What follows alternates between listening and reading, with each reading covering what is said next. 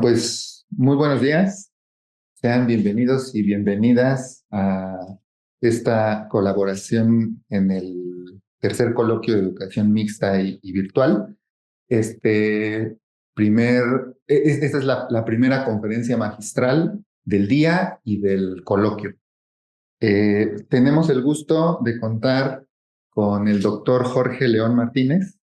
Él es doctor en Ciencias de la Administración, Gestión del Conocimiento por la Universidad Nacional Autónoma de México, la UNAM, maestro por el Instituto Tecnológico Autónomo de México, el ITAM, y por la Escuela Nacional Superior de Telecomunicaciones de Bretaña, Francia, e ingeniero en computación por la Facultad de Ingeniería de la UNAM. Actualmente, el doctor León se desempeña como director de proyectos de educación abierta, a distancia y mixta de la Coordinación de Universidad Abierta y Educación Digital, la CUAED, en la UNAM, y como docente de licenciatura y posgrado en la Facultad de Contaduría y Administración de la propia UNAM. Su contribución para este coloquio con esta conferencia magistral tiene como título Buenas prácticas de educación virtual. Le agradecemos mucho su participación a Jorge y sin más le dejo el micrófono. Muchas gracias. Muchas gracias, maestro Humberto. Bueno, déjenme primero compartir. Ustedes me dicen, ahí ven la presentación. ¿Se ve bien? Sí. Se ve bien. Ok. Bueno, muy buenos días a todas y todos. Es un placer estar aquí con ustedes. La doctora Anabel de la Rosa Gómez, titular de la Coordinación de Universidad Abierta y Educación Digital, la CUAED en UNAM, iba a estar aquí con nosotros. Estaba muy gustosa de presentarse ante la comunidad de la UAM, pero por razones imprevistas de último momento se complicó su intervención, por lo que me ha pedido enviarles un cordial saludo y sustituirla en esta plática. En nombre de la doctora de la Rosa y el mío, agradecemos la invitación a los organizadores de este tercer coloquio en educación mixta y virtual de la UAM. Entonces, vamos a esta presentación, está dividida en 4 grandes segmentos. Un primer segmento sería una contextualización, seguido de una fundamentación y tendremos como tercer punto criterios e instrumentación de las buenas prácticas y terminaremos con un segmento sobre sugerencias desde la experiencia de la CUAED y de un sistema del que formamos parte, que es el sistema SUAYED, el Sistema de Universidad Abierta y Educación a Distancia.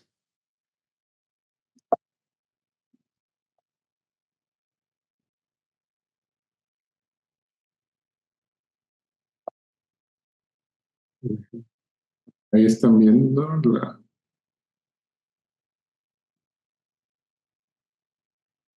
Entonces, el objetivo de esta plática es preservar y analizar buenas prácticas que contribuyan en la calidad de la educación virtual, que también le llamamos educación en línea o no presencial, dependiendo en cada una de nuestras instituciones de educación superior. La aceptación y adopción de la educación virtual pues, ha venido creciendo significativamente, lo hemos visto de forma acelerada a partir de la pandemia, con que se aceleró la transformación digital. Y para las instituciones de educación superior, pues esto representa tanto un desafío como una oportunidad para incorporar las bondades de la educación no presencial o virtual.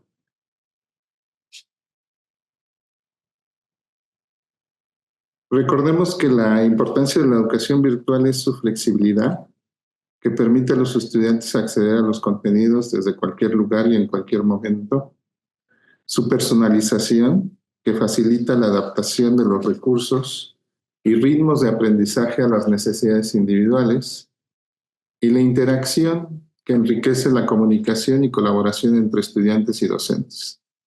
Estas características son fundamentales para asegurar la calidad del aprendizaje y la satisfacción estudiantil.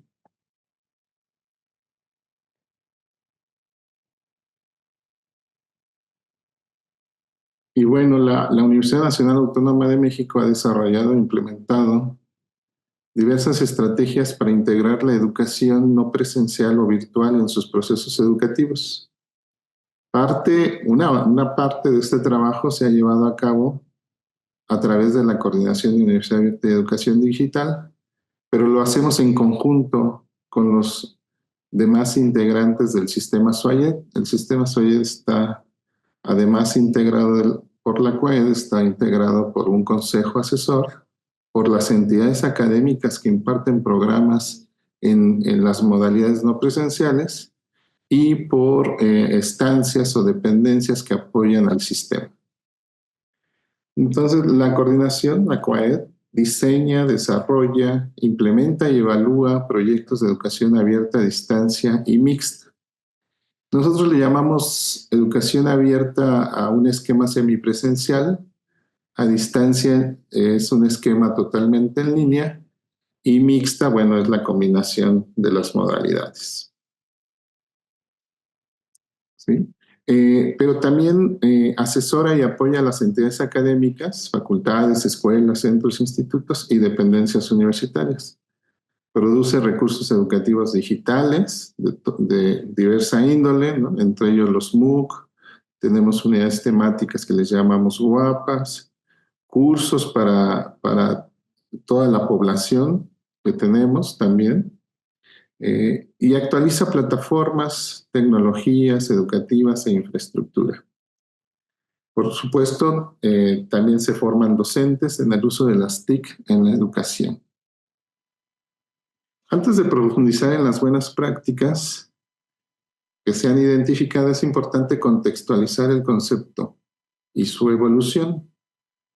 A pesar de una falta de consenso en torno a este concepto de buenas prácticas, en el ámbito educativo se puede definir como experiencias innovadoras cuya implementación ha demostrado ser exitosa en la resolución de problemas, especialmente en el área de aprendizaje, en un entorno donde las buenas prácticas educativas suelen asociarse con el uso de tecnologías digitales.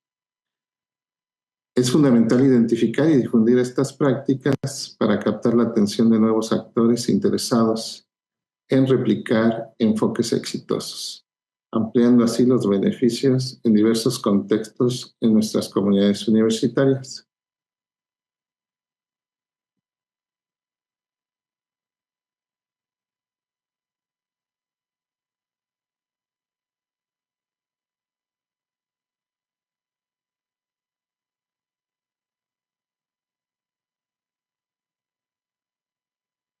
La Organización Internacional del Trabajo define 3 niveles de maduración que una buena práctica debe recorrer para ser considerada como tal.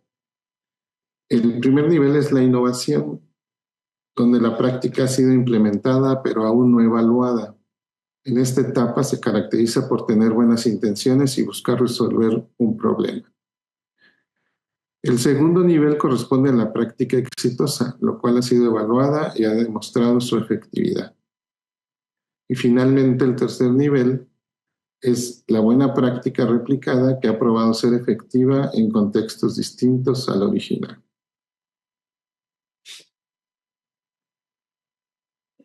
Y bueno, estas buenas prácticas, también en estas buenas prácticas se pueden identificar diversos atributos clave.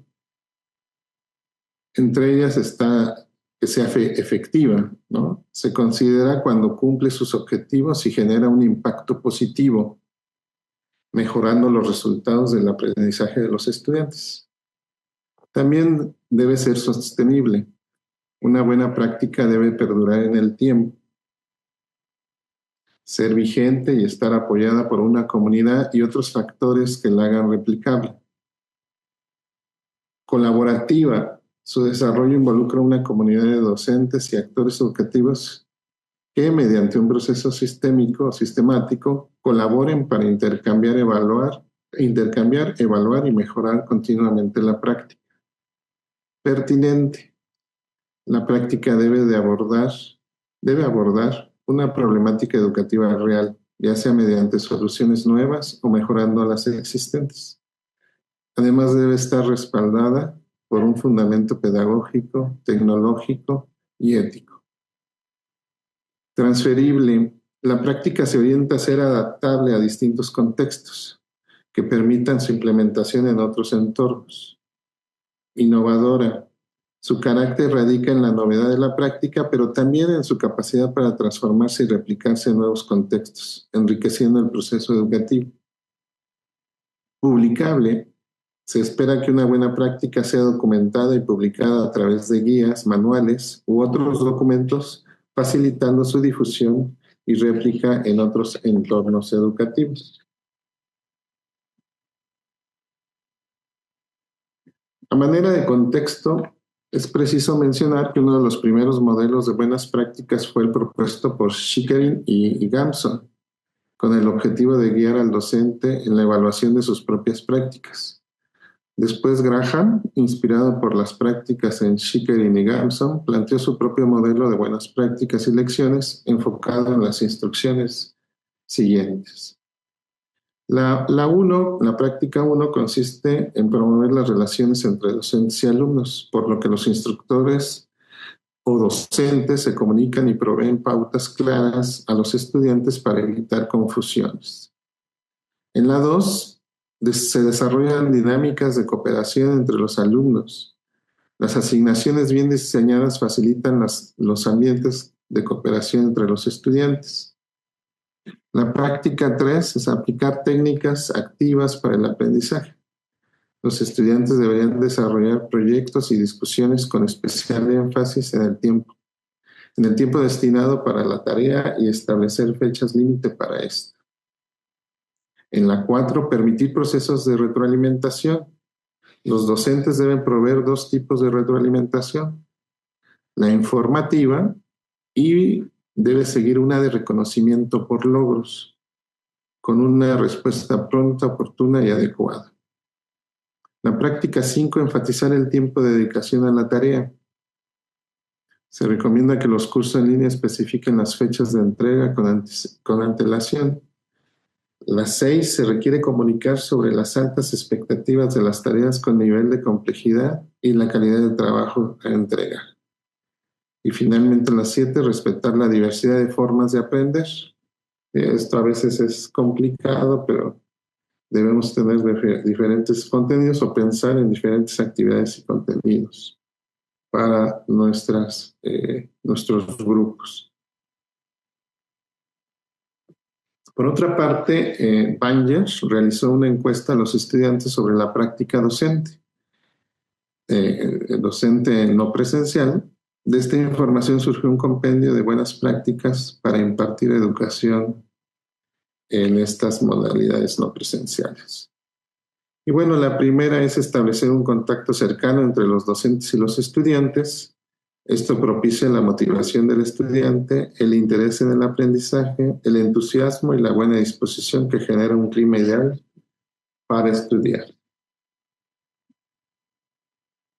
También se debe fomentar la interacción social, promover un espacio para compartir y responder a sus compañeros o a sus colegas, discutir temas entre la comunidad, uso variado de recursos, incorporar audios, videos y enlaces para crear actividades interactivas y auténticas.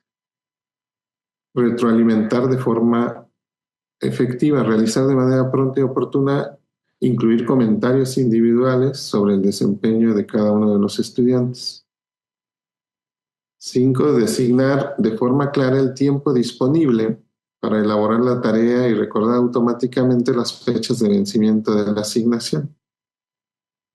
La siguiente es establecer expectativas claras sobre la calidad de las tareas, proporcionar a estudiantes directrices precisas sobre el tipo de trabajo que se espera recibir.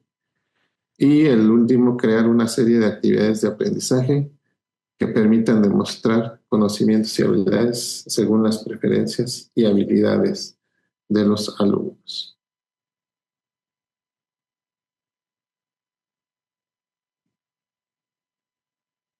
Y bueno, en este contexto y estos fundamentos, llegamos a estos criterios, ¿sí?, para desarrollar buenas prácticas en un entorno virtual.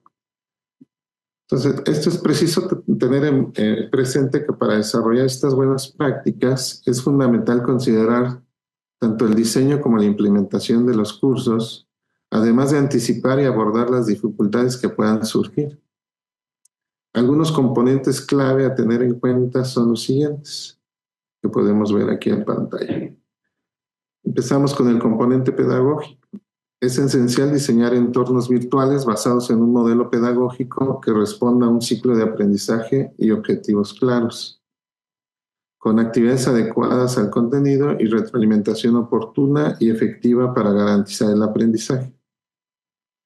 Otro componente importante es el tecnológico.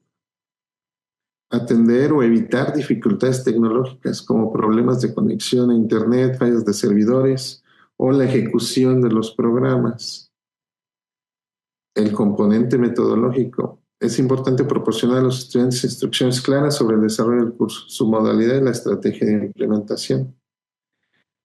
Tenemos también el componente organizacional, donde la gestión del curso debe ser eficiente, evitando fallos como la falta de seguimiento a los estudiantes, la publicación tardía o incorrecta de resultados y la entrega de materiales inadecuados, ya que estos problemas pueden afectar negativamente la motivación de nuestros alumnos.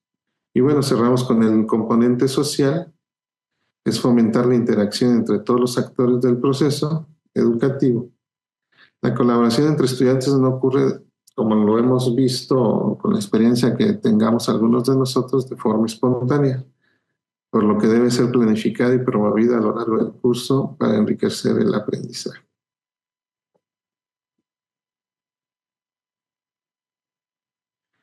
Con estos criterios anteriores, García, Guerrero y Granados propusieron la siguiente guía de buenas prácticas. Ahí tenemos la comunicación constante con los alumnos y procurar mantenernos motivados, reconocer la diferencia entre los estudiantes, adaptar los entornos virtuales para mejorar el aprendizaje, priorizar la autoevaluación y la coevaluación entre los estudiantes, contemplar la flexibilidad de los entornos virtuales, diversificar el uso y la aplicación de herramientas de la plataforma o plataformas, presentar materiales, recursos didácticos en distintos formatos, trabajar colaborativamente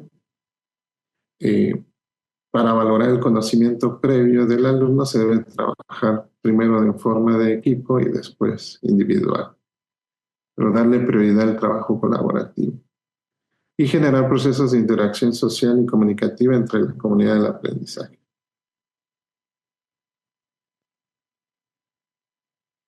Bueno, para cerrar esta parte de fundamentación, vamos a ver algunos modelos de buenas prácticas en estos ambientes educativos.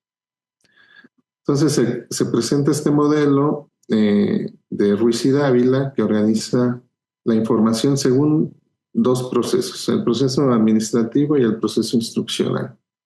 ¿Sí?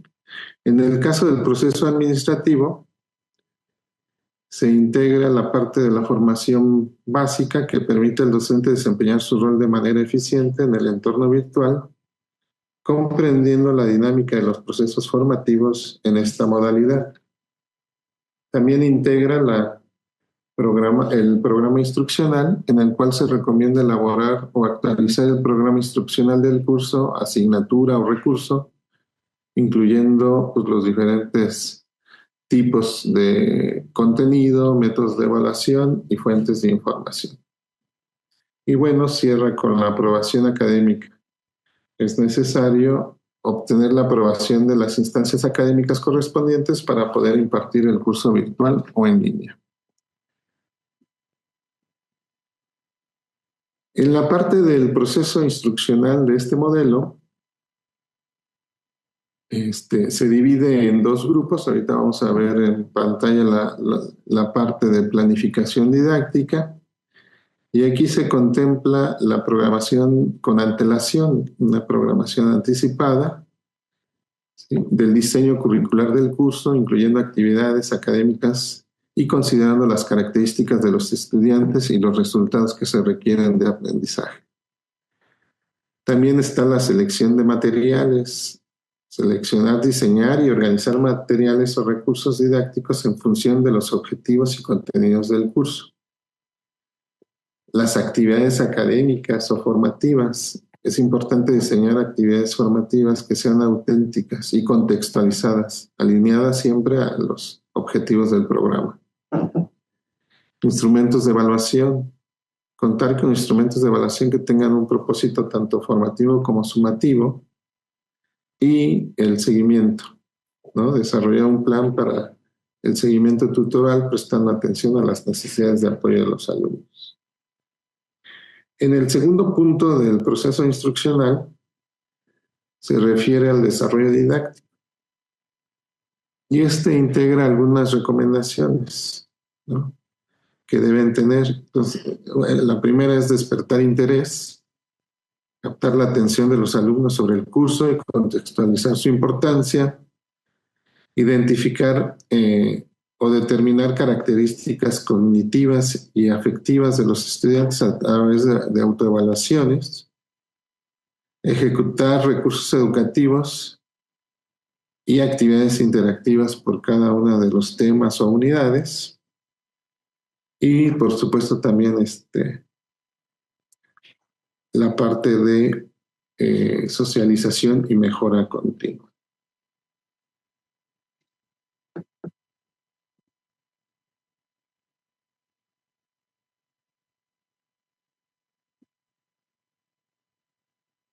Aquí cuando seleccionamos algunas buenas prácticas en estos entornos virtuales, pues entre los diversos criterios, instrumentos y modelos que se han presentado, siempre se recomienda que la institución o el docente tengan la libertad de seleccionar las que consideren más adecuadas para su contexto. No obstante, es fundamental que dicha elección esté respaldada por la investigación científica y que incorpore componentes esenciales, ¿no? Y bueno, pues que tome en cuenta, y siempre tiene que ser referencia como un elemento central el alumno o la alumna.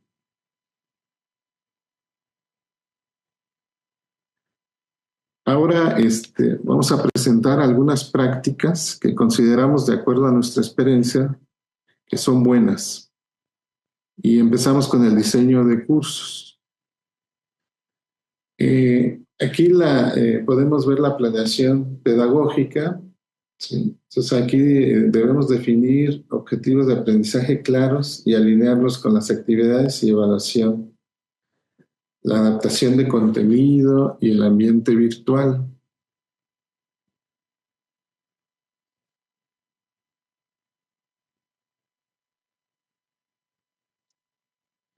También tenemos la estructura y organización, claridad en las organizaciones de los cursos, módulos, etcétera. Recursos visuales y multimedia para reforzar el aprendizaje y variedad de actividades. En este caso, pues tenemos preferentemente actividades asincrónicas, pero siempre o nunca hay que olvidar las sincrónicas, ¿no? Pueden tener un impacto muy positivo en algunas actividades muy específicas. Y bueno, balancear entre el contenido teórico y las aplicaciones prácticas. En cuanto a herramientas tecnológicas y diseño visual, pues debemos tener cuidado en la selección adecuada de plataformas, ¿no? En nuestro caso, bueno, seguimos fuertemente utilizando el LMS Moodle. Sin embargo, hay algunas entidades que han estado probando otras plataformas que les permiten tener ciertas herramientas para mejorar su ambiente tanto con los docentes como con los alumnos. Y bueno, también integrar o seleccionar herramientas de otro estilo que enriquezcan la plataforma o el ambiente en general. Tenemos que también considerar la usabilidad y accesibilidad. Entonces, para ello, pues, todos los contenidos que se desarrollen pues deben de contemplar un diseño accesible para todas y todos los estudiantes con interfaces además intuitivas y amigables. Se debe tener mucho cuidado en la interacción y comunicación. Tenemos que fomentarla, ¿no? A través de diferentes tipos de herramientas como foros, correos, chats, ¿no? Y dar a través de estos pues, diferentes respuestas, ¿no? Y retroalimentaciones a cada uno de nuestros alumnos. También debemos fomentar la interacción entre ellos, entre nuestros alumnos, definiendo actividades colaborativas y contemplando espacios sociales para ellos.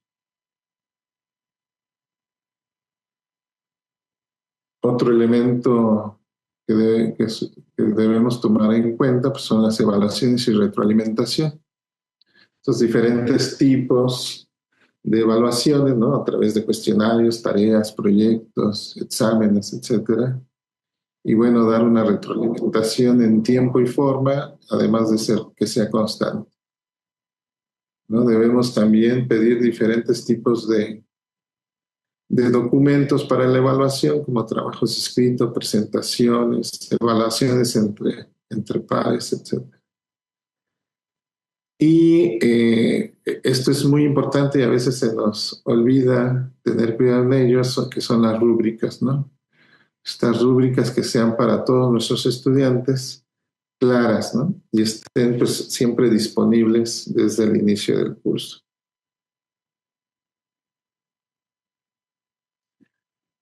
Algo que resulta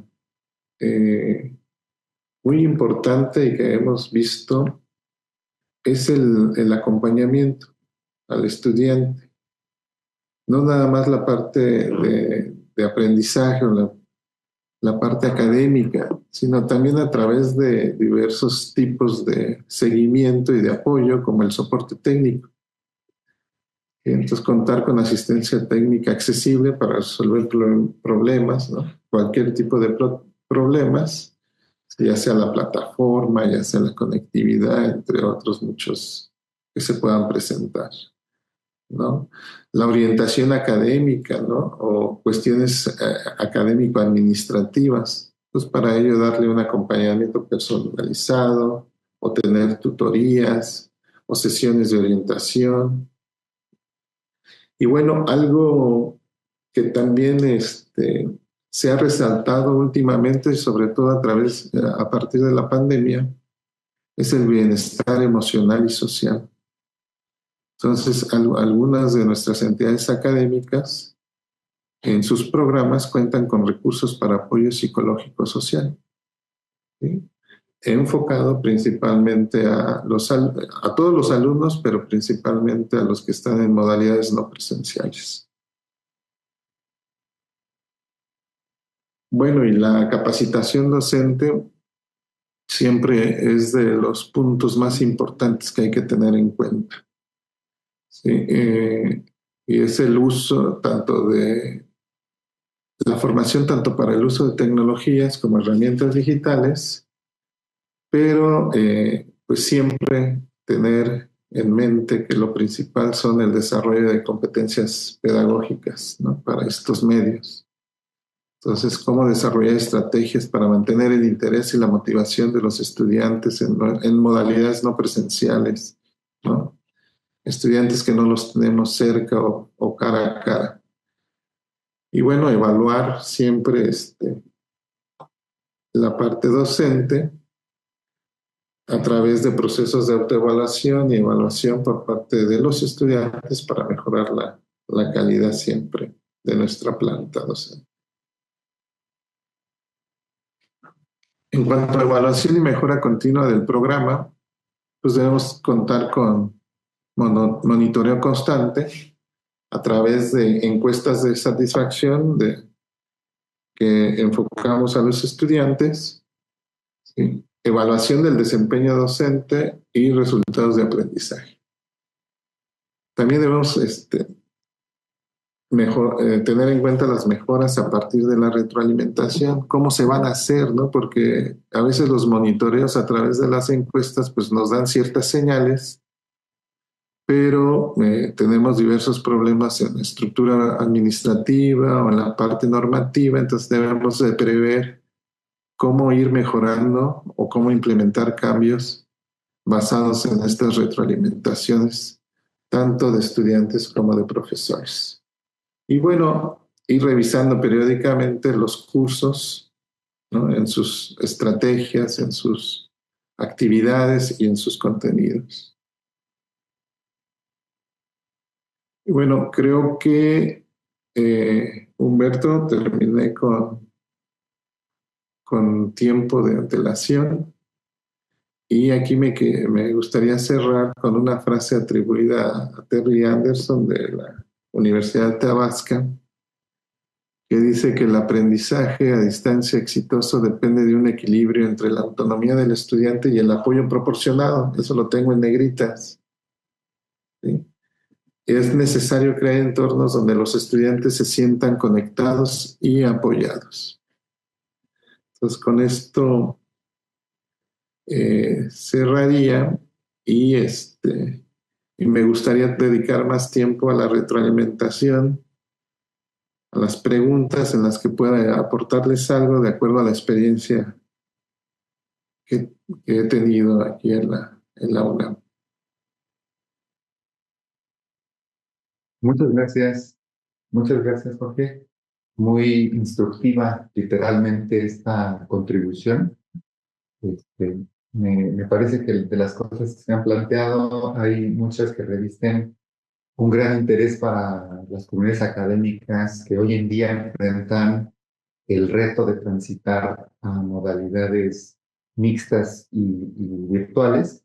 Y bueno, la experiencia que ustedes tienen y que han desarrollado ha servido también como punta de lanza para otras instituciones. Entonces nos beneficiamos de esa experiencia. Muchas gracias por la plática. Y si te parece bien, empezamos una conversación basada en las preguntas, que tenemos algunas. Así. Entonces, la primera está en el chat. Pues, la leo. Dice, ¿podría ampliar el concepto de virtual y comentarnos si ha existido una evolución de dicho concepto? Sí, bueno, ahí yo comenzaría, es una pregunta muy ad hoc. Precisamente acabo de estar en un evento de la IESAT, no sé si ustedes sean miembros de la IESAT, esta Asociación Iberoamericana de Educación Superior a Distancia, que se reúne cada 2 años. Y ahí estábamos platicando que de entrada no tenemos definidos los conceptos de igual forma, ¿no? Lo que para la UNAM es a distancia, que para otros es en línea, o para otros tiene otra definición. Lo que es para nosotros abierta es a distancia para otras instituciones, ¿sí? O virtual, como ustedes lo manejan, ¿no? Entonces, antes que nada, tenemos que estar de acuerdo en qué es esto de la virtualidad. Si es 100% en línea, si es semipresencial o está más cargado, pero tenemos matices, ¿no? En la virtualidad. Y estos matices dependen de los contenidos que se les presentan a los alumnos y de las actividades a desarrollar. Al momento de decir virtual, es una palabra que a muchas instituciones no les parece tal cual, porque hay controversia de que lo virtual no existe, ¿sí? Pero tomando como base la pregunta en el más amplio de los sentidos, en la parte de en línea, ¿sí? O en la parte de contar con actividades tanto en el caso de mixtas, ¿no? De diferentes modalidades, pues sí, hemos tenido cierta evolución, pero principalmente en las estrategias tanto pedagógicas como la parte de instrumentación. ¿Sí? Las plataformas han evolucionado, ¿sí? Eh, los accesos son más intuitivos, ¿no? Las herramientas son más intuitivas. Sin embargo, creo que los elementos más importantes de la educación en línea, virtual o como le queramos llamar, eh, siguen siendo los mismos desde hace 2 décadas, ¿no? Han evolucionado, sin embargo, en lo fundamental, considero que siguen siendo los mismos elementos los que debemos considerar como base para una educación no presencial. ¿Qué quiero decir con esto? Pues es la formación docente es lo principal que debemos tener para que se enfrente a un ambiente donde está precedido por el uso de la tecnología, pero que la superioridad no tenga que ser la tecnología, sino cómo utilizarla para la educación de sus alumnos. Muy bien, muchas gracias. Tenemos un par de preguntas en el YouTube de la doctora Margarita Viniegra. La primera de ellas es, ¿podría profundizar más en las formas de evaluación como una buena práctica? Sí, muchas gracias. Nosotros tenemos la evaluación en todas las diferentes entidades eh, de forma independiente, porque la evaluación también depende de los programas. Entonces, las buenas prácticas, en mi caso, aquí le voy a responder como docente en la modalidad, ¿sí? Yo doy clase en la carrera de informática. Por supuesto, muchas de las actividades que desarrollan mis alumnas y alumnos les facilita la interacción con los medios electrónicos, ¿sí? Y en la evaluación trato de que sea una evaluación muy personalizada, en el sentido de que no sean preguntas genéricas, ¿sí? Sino que sean preguntas más bien abiertas de acuerdo a las actividades que tengan.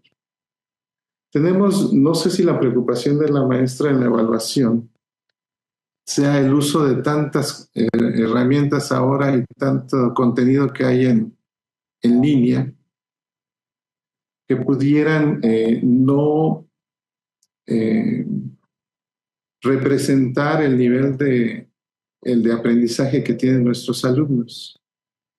Pues para ello hay que pensar muy detalladamente en el tipo de evaluaciones. También, además de hacer evaluaciones personalizadas y abiertas principalmente, o que complementen a algunas evaluaciones cerradas, siempre con un complemento abierto, también el trabajo colaborativo, el trabajo en grupo y el desempeño de cada uno de ellos. Entonces, en el caso de las evaluaciones, yo creo que para reflejar el trabajo y avance de cada uno de nuestros alumnos, es muy importante pensar muy a detalle las diferentes formas de evaluar, dependiendo del programa en el que estemos. Muy bien, muchas gracias. También en el contexto de cursos a distancia o autogestivos, la segunda pregunta de la doctora Viniegra es, ¿con qué tipo de recurso o estrategia o estrategias logran las actividades de colaboración entre los estudiantes del curso? Sí, bueno, las plataformas nos dan herramientas diversas que hemos visto en la presentación, ¿no? Sin embargo, ahí hacía yo una acotación entre las diferentes actividades sincrónicas que nos dan mucha riqueza Y entendemos el por qué se inscriben los alumnos en la modalidad de distancia, muchos de ellos, ¿no? Su perfil a veces demanda otro tipo de compromisos y no pueden estar en tiempo y en un lugar en cierto momento. Sin embargo, creo que las actividades sincrónicas también se deben revalorar, ¿no? Y si los estudiantes no pudieran estar en ese momento, quedarse grabadas para su retroalimentación, ¿no? El trabajo en equipo, el trabajo en grupo, ya sea de forma sincrónica o sincrónica, siempre es importante. Es importante porque siempre vamos a aprender de los diferentes compañeros y vamos a aprender, además del profesor y de los contenidos que tenemos y actividades individuales.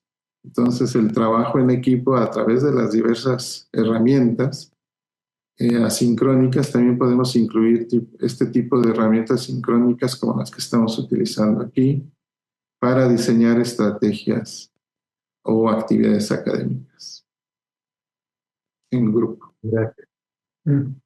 En conexión con esta pregunta, Lupita Romo pregunta, además, bueno, ya se habló de qué herramientas se utilizan para comunicación y colaboración, pues la pregunta subsecuente es ¿qué indicadores de desempeño se utilizan?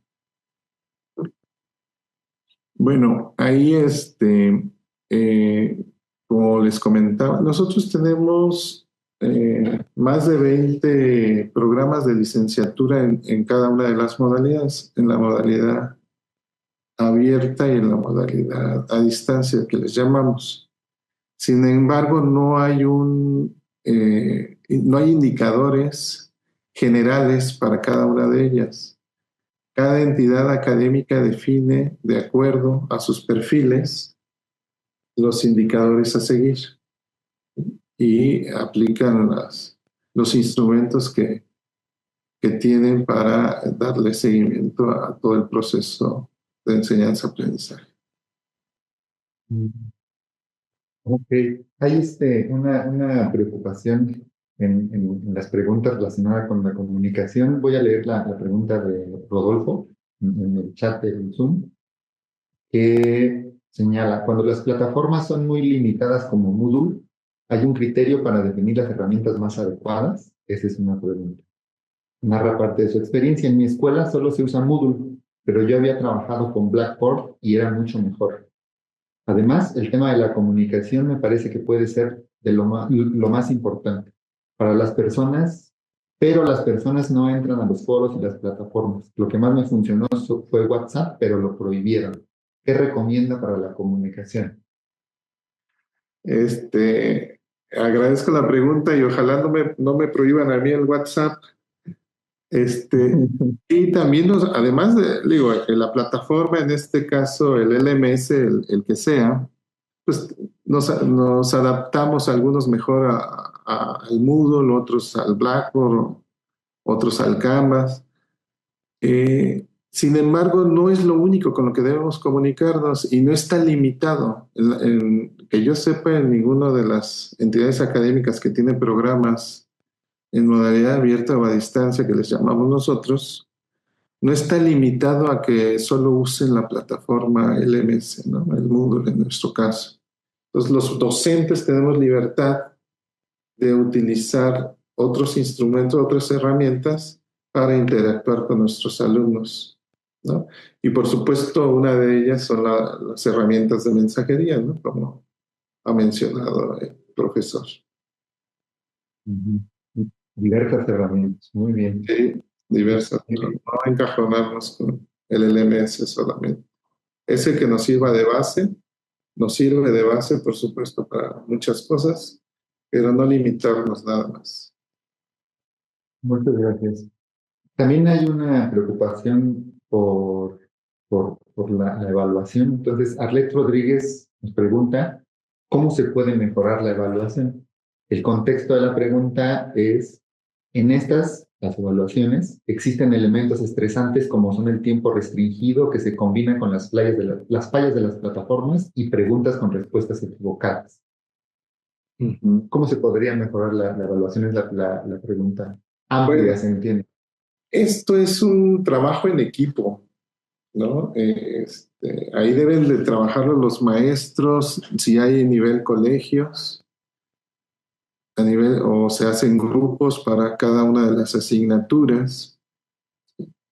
Yo creo que la experiencia que tiene cada uno de los docentes que imparte una asignatura y la experiencia que le va dando el impartirla a través de estos medios, se van afinando mucho las evaluaciones, pero yo creo que siempre va a ser mejor, como se dice, trabajar en equipo. Entonces yo lo que recomendaría es eso, no solamente hacerlo uno mismo o hacerlo a través de la facultad o escuela, sino trabajarlo en colaboración con nuestros colegas profesores que imparten la misma asignatura. Hay que aprovechar toda esa experiencia que se ha llevado a cabo en ese tipo de asignaturas, ¿no? Porque igual para unas actividades a lo mejor un simulador es lo mejor para evaluar, pero para otras puede ser otro tipo de actividad, ¿no? Ujú. Sí, Los adecuada videos al... ahora son muy buenos, ¿no? Los videos personalizados explicando o resolviendo un caso, ¿no? Entonces, todo depende. Ok. Y también en conexión con la evaluación, la profesora Virginia Mercado manifiesta la siguiente inquietud. ¿Nos podría comentar sobre el manejo de las cuestiones éticas, concretamente en la producción de tareas del alumnado y durante las evaluaciones del alumnado? Sí. Bueno, aquí se les dan lineamientos dependiendo de la facultad o escuela a los alumnos desde que ingresan, en muchos de los casos, si no es que en todos. Esos lineamientos que debe seguir. Además, cada profesor también pone algunos lineamientos éticos, ¿no? Y bueno, la universidad a través de algunas dependencias como la Dirección General de Bibliotecas nos apoya con ciertas herramientas para garantizar o dar seguimiento a los trabajos. Pero, por supuesto, eso no es, digamos, no debemos convertirnos en alguien de validar la parte ética, ¿no? Sino más bien fomentarla. Entonces hay que fomentarla desde el inicio, desde que inician los alumnos en su nivel universitario, a través de sus profesores en cada una de las asignaturas que toman y reforzarlo en algunas de las actividades, ¿no? Reforzar que a fin de cuentas lo que ellos van a aprender les va a beneficiar a ellos, ¿no? O sea, ellos son los mayores beneficiarios de su aprendizaje y pues por lo tanto deben de comportarse de la mejor manera, ¿no? La parte ética, yo estoy pensando en la parte ética de que los trabajos realmente sean de ellos, ¿no? Por supuesto, también hay que ver el tipo de respuestas y respeto hacia los demás, a los colegas, ¿no? A través de los diferentes medios con los que nos comunicamos. Y también para ellos se ponen lineamientos, ¿no? A seguir desde que inician alguna asignatura. Pues me atrevo a comentar que probablemente estos lineamientos forman parte también de la formación de nuestro alumnado en las cuestiones éticas. Así. En relación también con la evaluación, dos inquietudes más. La profesora Lupita Romo pregunta sobre algún comentario que se hizo hace algunos minutos acerca de que las preguntas abiertas dejan la respuesta subjetiva, pues cómo evaluar lo subjetivo. Y el profesor Vicente Ampudia, quien es de la UAM Xochimilco, responsable del ambiente virtual en VIA, pregunta cómo se puede evaluar actividades virtuales con inteligencia artificial. Ah, ok, muy buenas preguntas. Bueno, para que no dejemos las preguntas abiertas tan ambiguas, pues yo creo que debemos trabajar muy bien en las rúbricas, ¿no? ¿Qué es lo que se va a evaluar? Entonces, hacer énfasis en el diseño de las rúbricas, dedicarle el tiempo necesario para ser lo más precisos en lo que uno solicita. En el caso de la inteligencia artificial, ya se está utilizando en diversas universidades, incluyendo, me imagino que en la UAM también, eh, diferentes prompts que utilizan de base las rúbricas, perdón, para evaluar las tareas. ¿Sí? Entonces, por supuesto, tenemos que aprender a desarrollar estos prompts que queden muy bien afinados y que realmente, pues, den una evaluación adecuada, ¿sí? Tomando como base las rúbricas que desarrollemos. Entonces, lo importante yo creo que es dedicarle el tiempo necesario a esas rúbricas y además nos puede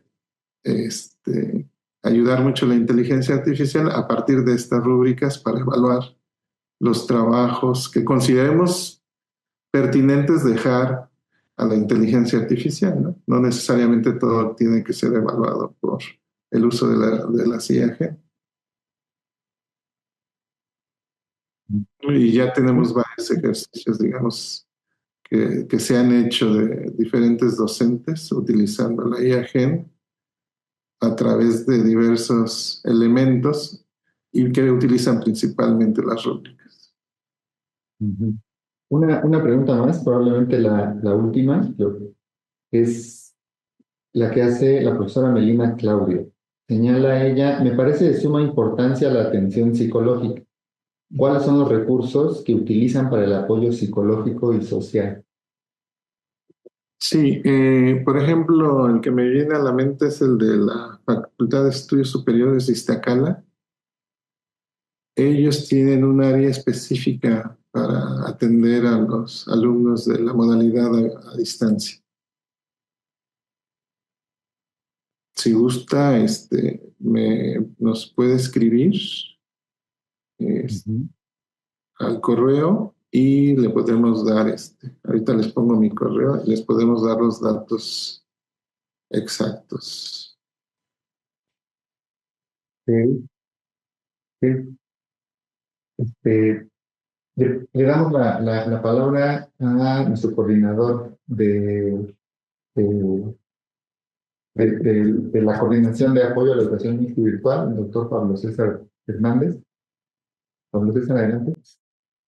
Muchas gracias, Jorge del León. Extiende nuestras felicitaciones también por este aporte que nos dan a la doctora Anabel. Esperemos se encuentre todo bien. Sabemos que ha tenido eventualidades y bueno, pues ahora con su nueva gestión, ¿verdad? Sabemos que inicia este proyecto en la coordinación de Universidad Abierta y Educación Digital ahí en la UNAM, lo cual es un reto muy importante. Yo quiero aprovechar este espacio, bueno, somos universidades que nacieron en la parte de tradición presencial y de alguna forma vamos migrando o se va migrando a esta convergencia entre lo presencial, lo mixto, lo virtual.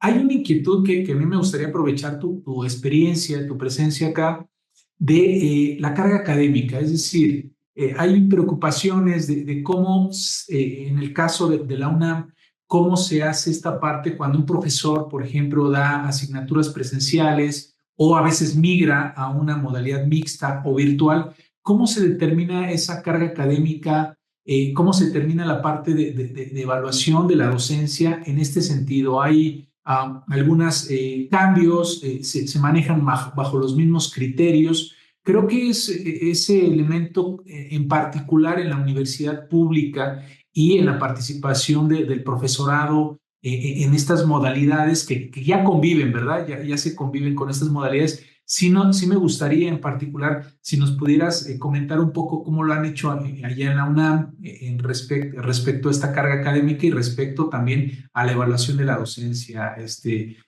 Jorge, no sé si quisieras sumar a estas ideas. Claro que sí, Pablo, y un gusto antes que nada saludarte. Muchas gracias por la invitación. Y le haré extensivo el saludo de tu parte a la doctora Anabel de la Rosa. Fíjate que justamente en unos meses, pocos meses, iniciando el año, se van a cumplir 20 años de la modalidad a distancia, que en nuestro caso es 100% en línea esta modalidad. ¿Sí? En la modalidad abierta ya llevamos más de 50 años, ¿no? Empezamos desde 1972, lo que es la semipresencial. Y te lo menciono porque cuando iniciamos en la modalidad a distancia tuvimos estas discusiones, ¿no? No, es que nos va a generar más tiempo. Y se les dio la libertad a cada entidad académica de pagar 1 a 1, como lo hacen en el presencial, pagar 2 a 1 y hasta 3 a 1. Se dio esa libertad. En el contrato colectivo no hay diferencia entre profesores o docentes de la modalidad presencial o abierta o a distancia, o mixta, que es la que ahorita se está impulsando, ¿no? Y se va a impulsar fuertemente en los próximos meses. Sin embargo, tuvieron esa libertad hace 20 años las entidades académicas, las facultades y escuelas, de definirlo ellos mismos.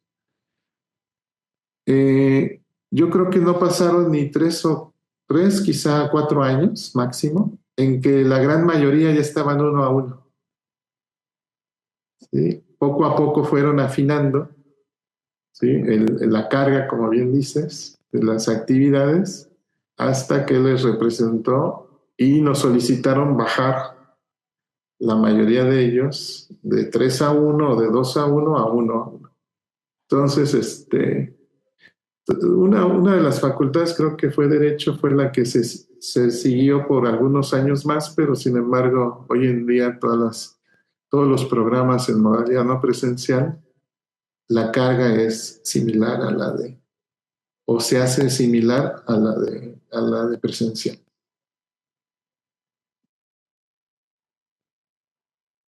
Pues muchas gracias, Jorge. Creo que por ahí nada más hay una pregunta de Ofelia acerca de la atención psicológica, si es solamente para la comunidad de la UNAM o está abierto para otras universidades. Creo que el tema del apoyo psicológico, sobre todo después de la pandemia, fue muy importante y sobre todo en este sentimiento de soledad que puede existir en la educación a distancia. Creo que es un tema muy interesante y te preguntan si solamente está abierta para la UNAM o otras universidades pueden participar. El caso específico de la FES Iztacal, hasta donde yo sé, sí es para su comunidad, pero hay un centro, que igual si me lo mandan por correo, les puedo mandar los datos, de la Facultad de Psicología que atiende de manera general, si no mal recuerdo. Está aquí, de hecho no está en el campus, está en Avenida Universidad, ese centro, muy cerca de Avenida Universidad, y atiende no nada más a la comunidad universitaria de la UNAM. No, pues muchas gracias y yo le pediría al doctor Humberto que lograra cerrar con alguna conclusión si presenta, por favor, su constancia de parte de la Coordinación de Apoyo a la Educación Mixta y Virtual de la UAM, aquí en la Unidad de Iztapalapa, y agradeciéndote muchísimo, doctor Jorge, por esta presentación. Creo que hay muchos elementos que nos aportan y pues también para la reflexión y la discusión. Adelante, doctor Humberto. Gracias.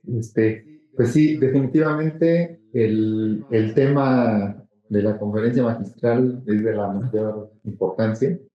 Digamos, las buenas prácticas de educación mixta y virtual, me parece que además de conocerlas hay que socializarlas para practicarlas.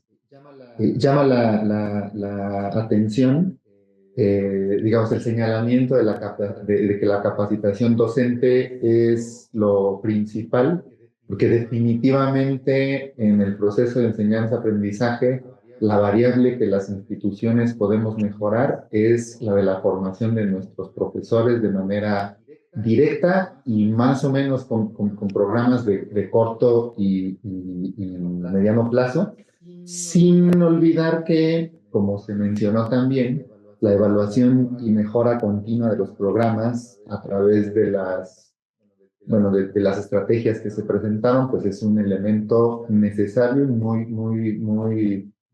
muy importante. Bueno, eh, queda de manifiesto que para la evaluación también el trabajo intensivo sobre las rúbricas pues reviste mucha importancia. Agradecemos al doctor Jorge León por esta participación tan esclarecedora y creo que será muy útil para nuestra comunidad académica. Y voy a leer su constancia, por favor, y me la ponen en la pantalla. Muchas gracias. Bueno, la Universidad Autónoma Metropolitana, en la Unidad de Iztapalapa, otorga la presente constancia al doctor Jorge León Martínez por su participación en el tercer coloquio de educación mixta y virtual de la UAM 2024. El título del coloquio es Buenas prácticas educativas en modalidades mixtas y virtuales, realizado el 16 y 17 de octubre de 2024 en la conferencia magistral Buenas prácticas de educación virtual, que es el centro del coloquio. Y bueno, firma el doctor Pablo César Hernández Cerrito, coordinador de apoyo a la educación mixta y virtual. Casa abierta al tiempo. Muchas gracias. Pues muchas gracias. No se me permitan hacer un breve comentario. Por supuesto, Adelante. Sí, adelante. Más de agradecerles, y como lo mencionó Humberto, la colaboración es lo más importante. Entonces, le dejamos la puerta abierta. Sé que una plática siempre muy corta, ¿no? Pero ojalá y podamos tener visitas de ustedes y a su vez nosotros visitarlos y colaborar en conjunto en este tipo de proyectos que buscan siempre un bien social, ¿no? Que es la educación. Entonces, la educación para nuestros compatriotas, para nuestros jóvenes. Entonces, ojalá y podamos coincidir en más momentos y ojalá podamos tener visitas tanto de la UAM acá a la UNAM como de la UNAM a la UAM para seguir compartiendo estos esfuerzos y conocimientos que tenemos todos. Muchas gracias, doctor Jorge León. Claro que sí, estaremos en comunicación y creo que la responsabilidad social de la universidad pública será muy importante en establecer estos lazos de colaboración entre dos universidades con las mismas objetivos y características, aunque con sus diversidades, pero por supuesto estaremos en comunicación. No resta también para agradecer la moderación del doctor Humberto, que nos asistió en la parte de la moderación y la conducción de esta sesión. Y también invitarles, quiero también señalar que pues aquí en el chat se han expresado múltiples voces de diferentes instituciones, lo cual me da mucho gusto. Está en la Universidad de Guadalajara, el IPN, la UNAM, en diferentes partes, no solamente de México, sino también de otras, digamos, entidades a nivel internacional, lo cual me da mucho gusto porque creo que este es un tema de vital importancia para la educación, la inclusión y la calidad educativa, sobre todo en la educación superior, aunque el nuevo sistema de educación en México pues ya se ha declinado y se ha manifestado mucho también por la modalidad mixta, mucho más abierta y mucho más inclusiva. Agradecemos esta participación, pero les dejamos la invitación para continuar. Daremos un breve espacio de unos minutos y vamos a continuar con el conversatorio de estrategias institucionales para la implementación de la modalidad mixta y virtual, lo cual seguramente habrá muchos elementos de trascendencia y de vital importancia, y les dejamos para que puedan seguir acompañándonos. Pues muchas gracias, doctor Jorge, muchas gracias, doctor Humberto, y en un momento continuamos con estas actividades de este coloquio de educación mixta y virtual en la UAM. Muchas gracias, bonita tarde. Estamos en contacto y nosotros continuamos en nuestras actividades. Gracias.